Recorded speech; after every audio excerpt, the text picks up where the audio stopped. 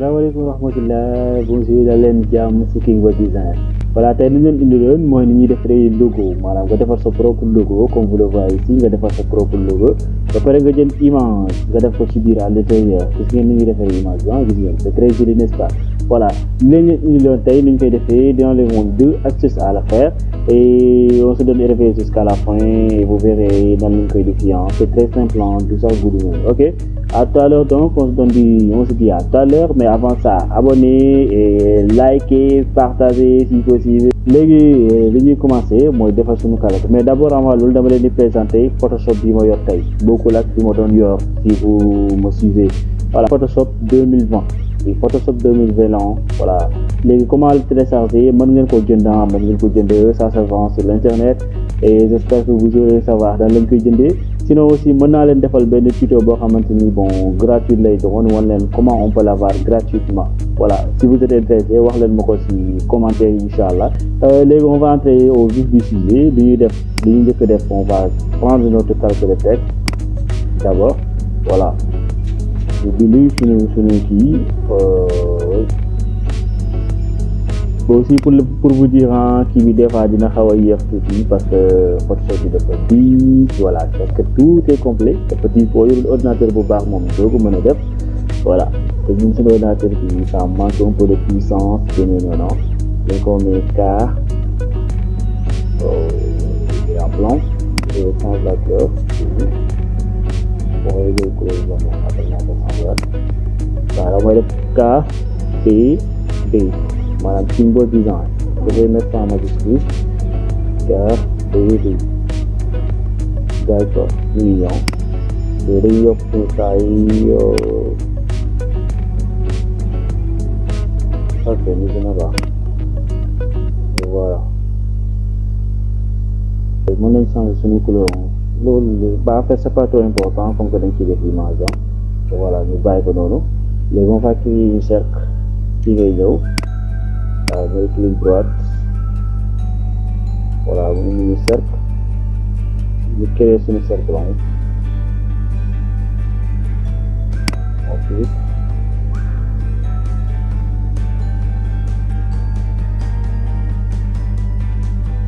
Voilà,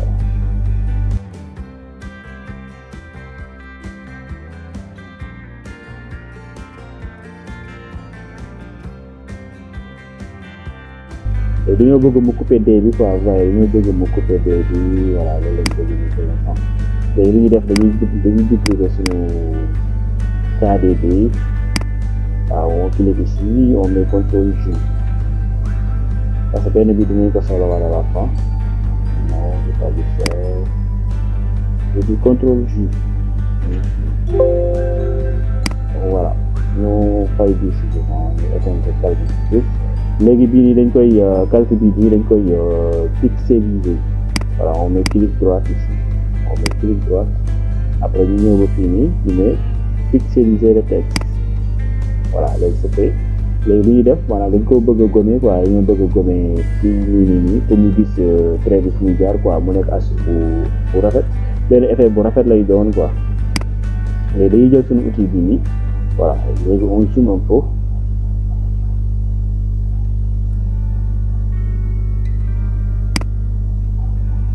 On clique juste à côté, la ñuy cliquer, donc bi day jóge.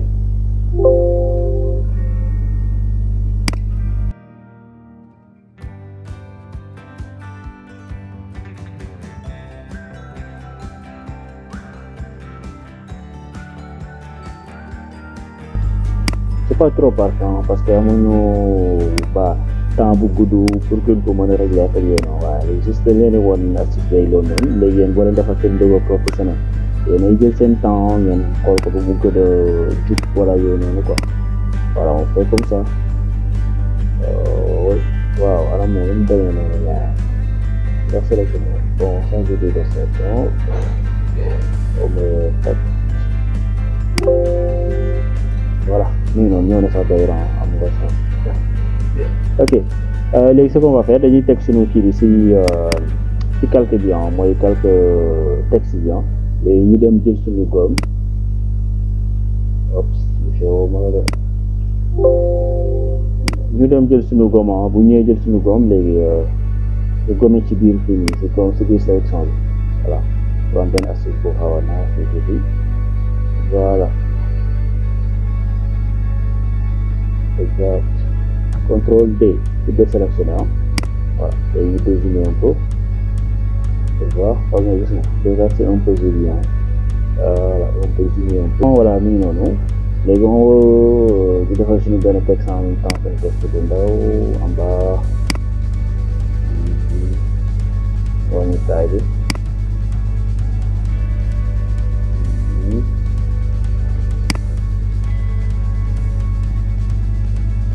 voilà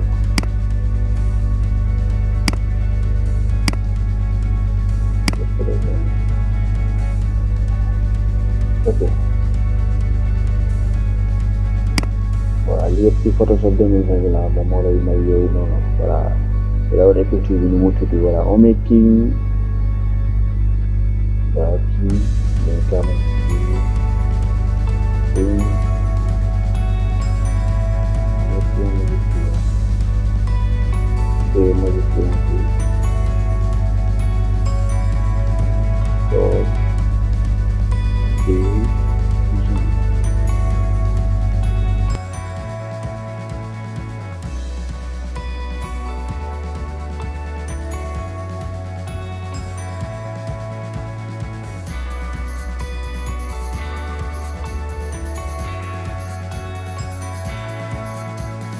voilà léegi suñu kii ngi nii suñu logo mi ngi nii ni ngeen ko gisee BD voilà maintenant j'espère ok léegi ce qu'on va faire dañuy boole suñu kii calcul dañuy boole calcul bi nii maanaam calcul texte bi ak suñu texte bu ndaw bi sélectionné ñoom ñett ñëpp ak cercle bi waaw sélectionné leen ñoom ñëpp léegi bu ñu ko sélectionné ñoom la ñuy sélectionné ñoom ñett ñoo mais contrôle clic droite. Après on vient ici voilà mais kon normalement il faut que ñu pixeliser leen ñoom ñëpp d'abord kon texte bi nii texte bu ndaw bi foog ñu pixeliser ko balaa nga koy fusionner et puis on va pixeliser voilà pixeliser encore ok voilà léegi dina ñëw léegi ñu sélectionné les ñoom trois la ñu sélectionné on met clic droite on vient ici fusionner les calques vous voyez fusionner les calques voilà c'est-à-dire nga boole leen ñoom ñett quoi mu nekk benn image affaire yooyu noonu vous voyez léegi boole nañ leen voilà maanaam mooy ñu boole leen ñoom ñetti image yi quoi vous voyez gis nga ni éteindre na calque bi mais ñoom ñett na demoon léegi ñoom ñëpp dina forme que benn texte voilà ba aligné ko mat ci waat ko gis nga ñoom ñëpp benn image la léegi si loolu noonu la ñuy basé wu léegi ñu defar suñu arrière plan léegi nu ñuy defaree kii moo ci descend nu ñuy defaree image bi à l'intérieur c'est des trucs léegi li Photoshop 2020 la moo tax ma ne woon astuce bi nii première astuce moo nekk nii mooy pour ñu am Photoshop 2020 je crois que moom kese moo ko mën léegi on clique ici fii nii da ngay def double cliquer ci calque bi nii da lay indi beneen fenêtre c'est un peu lent parce que kii bi dafa diis voilà voyez mi ngi nii ok léegi tu viens ici maanaam incrustation de motif gis nga et cliquer ici et ici en même temps voyez léegi ba dama cliquer rek déjà sama image bi voyez déjà ça commence à être joli on zoome un peu yeneen format maanaam ay texte wala ay ay images yu demee noonu léegi vous allez cliquer ici vous voyez ici ma cliquer fii nii am na ay images yu may proposer yu bëri voilà bu fekkee Photoshop 2020 je précise encore léegi gis nga bi ay image la mën naa ko changer bu ma neexee gis nga à l'intérieur sama texte à l'intérieur du texte voilà mooy defal ay image à l'intérieur mën naa ko changer bu ma neex am na yu bëri possibilité am na herbe voilà am na herbe vous voyez yu gën a nice voilà aussi à l'intérieur am na eau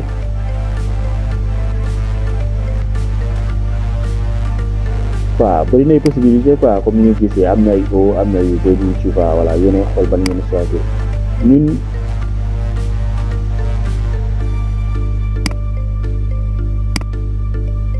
voilà ñun bii la ñu choisiroon bii la ñu choisiroon avec la forêt voilà pour zone bu rafet mais je crois que j'ai vu que herbe bi moo gën a naaj est-ce que lu ñu choisir boobu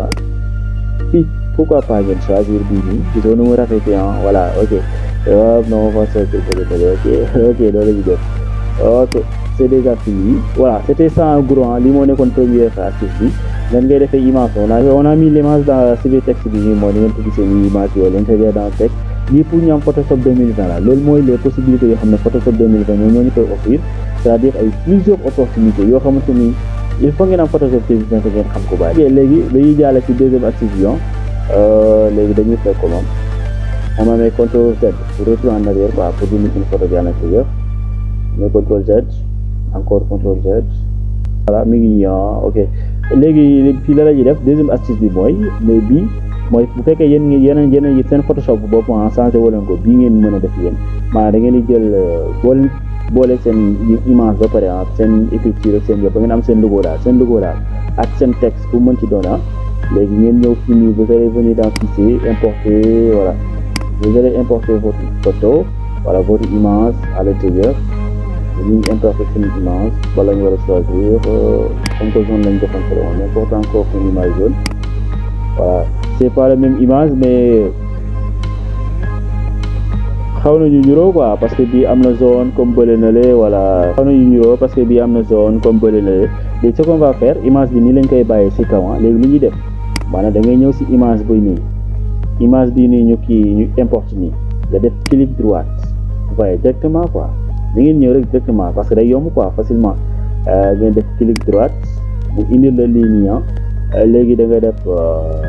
créer un masque voilà mi ngi nii créer un masque waaw luy topp mooy loolu voilà léegi temps ñëw na image baa ngi bi voilà am nañu suñu photo à l'intérieur bi nice na ok am nañu suñu photo à l'intérieur waaye léegi ni ngeen mën a utiliser bii moo gën a simple moo gën a gaaw non pas gën a gaaw mais moo gën a simple quand même voilà yéen bii ngeen mën a utiliser voilà méthode bi ok léegi li laa leen indi doon en gros on vous dit à la prochaine fois et n'oubliez pas d'abonner et de mettre votre meilleur like et à la prochaine fois ñu ne leen beneen affiche parce que temps yi je me disais que dañuy basé sur création de logo ak yooyu noonu kon bokk si vous voulez plus de logo plus de voilà logo yoo xam ne simple yu rafet bon on se donne RV sur notre prochaine vidéo ok à tout à l'heure et ouais à la prochaine et merci beaucoup portez-vous bien.